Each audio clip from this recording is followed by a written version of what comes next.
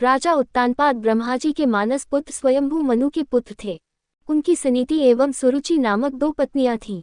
उन्हें सुनीति से ध्रुव एवं सुरुचि से उत्तम नामक पुत्र प्राप्त हुए। वे दोनों राजकुमारों से समान प्रेम करते थे। यद्यपि सुनीति ध्रुव के साथ साथ उत्तम को भी अपना पुत्र मानती थी, तथापि रानी सुरुचि ध्रुव और सुनीति से ईर्ष्या और घृणा करती थी।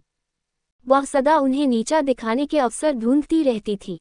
एक बार उत्तानपाद उत्तम को गोद में लिए प्यार कर रहे थे। तभी ध्रुव भी वहां आ गया।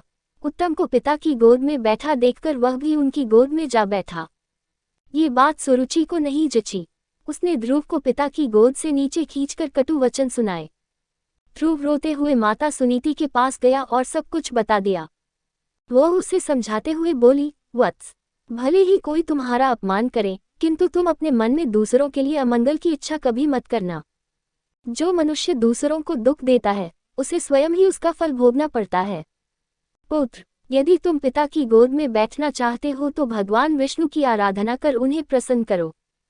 उनकी कृपा से ही तुम्हारे पितामह स्वयंभू मनु को दुर्लभ लौकिक और अलौकिक सुख भोगने के बाद मोक्ष की प्राप्ति हुई थी। इसलिए पुत्र, तुम भी उनकी आराधना में लग जाओ। केवल वे ही तुम्हारे दुखों को दूर कर सकते हैं। सुनीति की बात सुनकर ध्रुव के मन में श्री विष्णु के प्रति भक्ति और श्रद्धा के भाव उत्पन्न हो गए। वह घर त्याग कर वन की ओर चल पड़ा। भगवान विष्णु की कृपा से वन में उसे देवर्षि नारद दिखाई दिए। उन्होंने ध्रुव को श्री विष्णु की पूजा आराधना की विधि बताई। ध्रुव ने यमुना के जल में स्नान किया और निराहार रहकर एकाग्र मन से श्री विष्णु की आराधना करने लगा। 5 महीने बीतने के बाद वह पैर के एक अंगूठे पर स्थिर होकर तपस्या करने लगा। धीरे धीरे उसका तेज बढ़ता गया। उसके तप से तीनों लोग कंपायमान हो उठे। जब उसके अंगूठे के भार से पृथ्वी दबने लगी, तब भगवान विष्णु भक्त ध्रुव के समक्ष प्रकट हुए और उसकी इच्छा पूछी।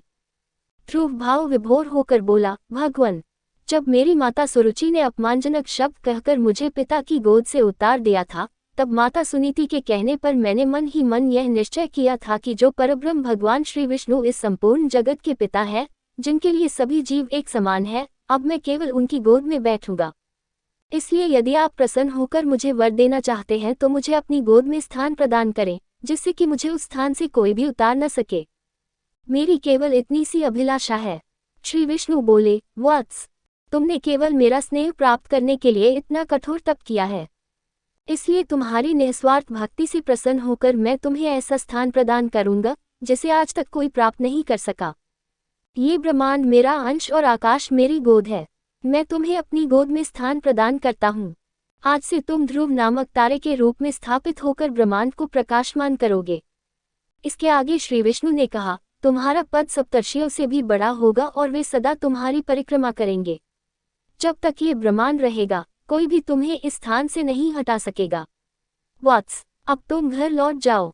कुछ समय के बाद तुम्हारे पिता तुम्हें राज्य सौंपकर वन में चले जाएंगे। पृथ्वी पर 36,000 वर्षों तक धर्मपूर्वक राज्य भोग कर अंत में तुम मेरे पास आओगे। इतना कहकर भगवान विष्णु अंतर्धान हो गए। इस प्रकार अपनी भक्ति से भगवान विष्णु को प्रसन्न कर बालक ध्रुव संसार में अमर हो गया।